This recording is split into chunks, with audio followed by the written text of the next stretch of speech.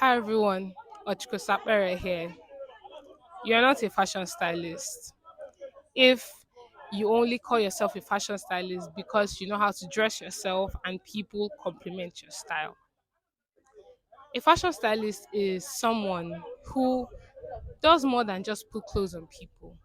Those clothes are a testament to other variables that you ought to know and that I will tell you now. One, as a fashion stylist, you need to have an eye for detail in the sense that you need to not just know the clothes that are great quality, which is very important, right? The fashions that are great quality, but also your clients. What draws your clients? What irks them? What is that little thing that you've noticed about them? As a fashion stylist, you need to notice things about your clients and know things about your clients that they may not even know for themselves. Because, like I said in my previous video, your style is basically who you are at that time. And quite a number of people are not very self aware. So, it is your job as a fashion stylist to make that happen. Two, you have to be sensitive. I've met a number of people who have seen the potential of their clients to carry certain clothing. However, you need to be sensitive to your client's needs as well as to the type of personality that they have. Whilst they may have trust in you, you have to be sensitive enough to know how and even when to make them wear certain things and even broach the topic of a certain fit. As a fashion stylist, you need to be humane. There are lots of fits that I've seen in the past few weeks, and it makes me wonder, like, why would a fashion stylist do something like this to their clients? Why would they make their clients wear these things? For goodness sake, it is more than just wanting to blow up. As a fashion stylist, you need to be humane, and even as a person, you ought to have standards. A good name, in the Bible, it says a good name is better than silver and gold. In this same vein, a good name in fashion is better than a hit of the moment. Please, as a fashion stylist, another thing to definitely consider, if you call yourself one, these are some yardsticks to test yourself by. And if you want to become one, these are some of the boxes that you need to tick. Is five. Just because you 4 or 5, not really sure. Just because you have people that you admire, it does not take anything from your art. And please don't aspire to look like someone else. Aspire to look like yourself.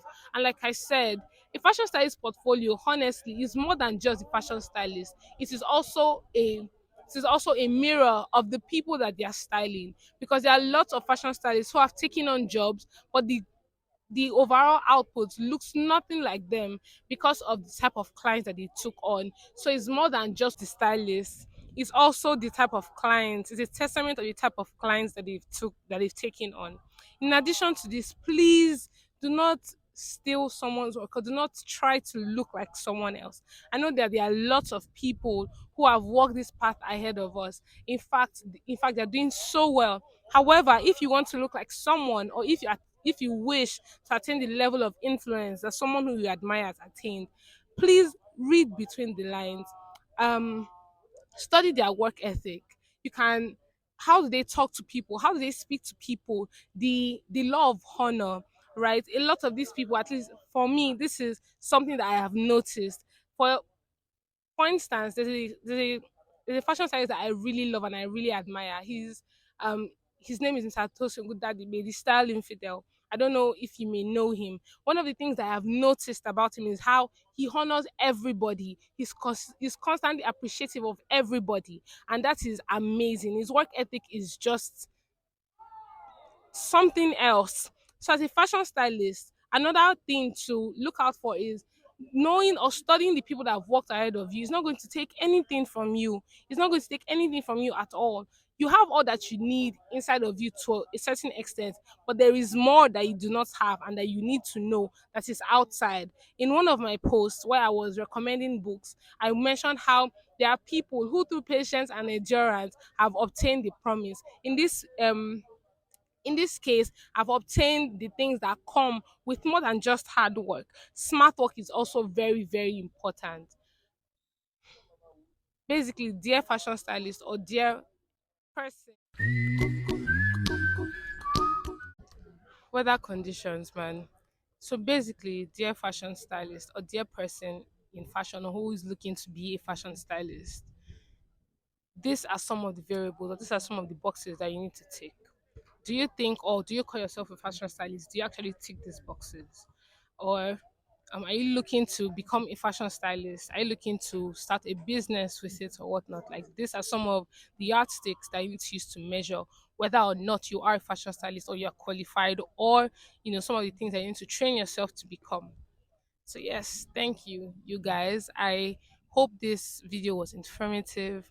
And if you are a fashion stylist, if you have something to say, or if you're someone who has studied fashion stylist, or maybe if you have an opinion, I mean, feel free to drop it in the comment section. And I will see you guys later. Bye.